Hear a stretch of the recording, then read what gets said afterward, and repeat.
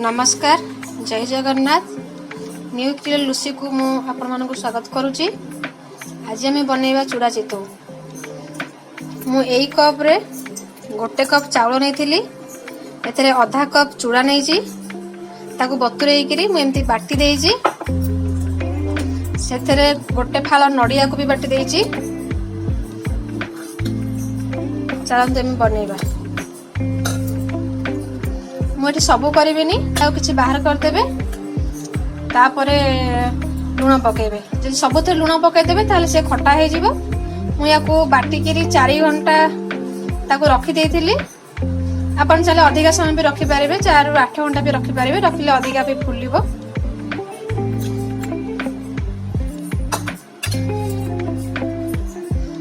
मते एटा टिके बहलिया लागुच बेसी आ टिके पानी देबी।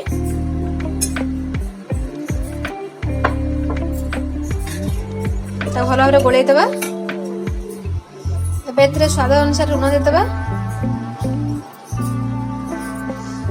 मुझे फाळे नड़िया को ताको कोरिकिरी एमती गुड़ देकी भाजी देइची। एतरे किछि अदा गोलमरीच और गुजराती पकेकी ताको एमती भाजी देइची।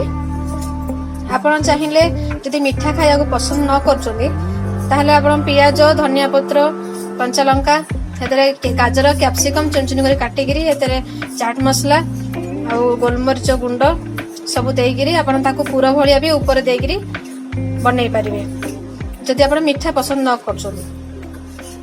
मु एठी नडिया पुर देकी करूची। आपण थरे नडिया न पकेकी भी खाली चूड़ा चाउल रे भी करि पारिबे। केवल मापटा मन रखिथिबे जेतिकी चाउल तार अधा होची चूड़ा। जदि आप सांगे सांगे करने को चाहते अल्प समय भितर करने को चाहते ताले चूड़ा भाग टे अधिका देदेवे। जी चाउल तार टिके कम करके चूड़ा देदेले भी चलो ना खाइबा सोडा पकईकी भी आप करें। चलतु बे बनैबा। देखते ए तावा ताती जाइए टिके तेल दे देवा।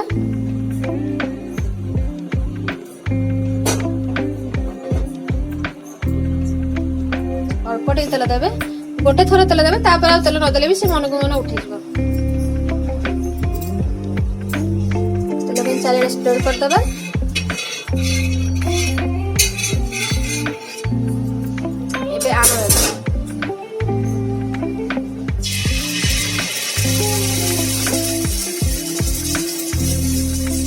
जदि आप चूड़ा और चाउल करती बहलिया करेंगे। खाली नडिया और चाउल रे करिवे ताले पानी करिवे। नडिया और चाउल चितो मु अलगा आउ गोटे वीडियो करिवि।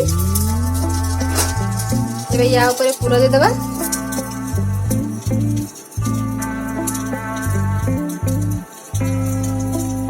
ताको एमते घोड़ेई गिरी ता 4 घंटा पानी दे देबा।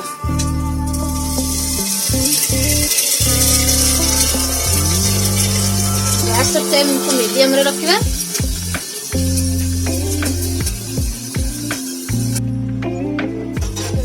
गलानी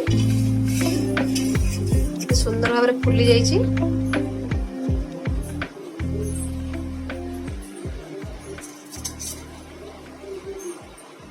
देखो केते बढ़िया फुलिकी पूरा नरम होइछि पूरा जाली जाली होइछि। जदि आपनको मो रेसिपी भल लागुछि ताले लाइक करंतु शेयर करंतु सब्सक्राइब करंतु कमेंट मध्य करंतु। धन्यवाद।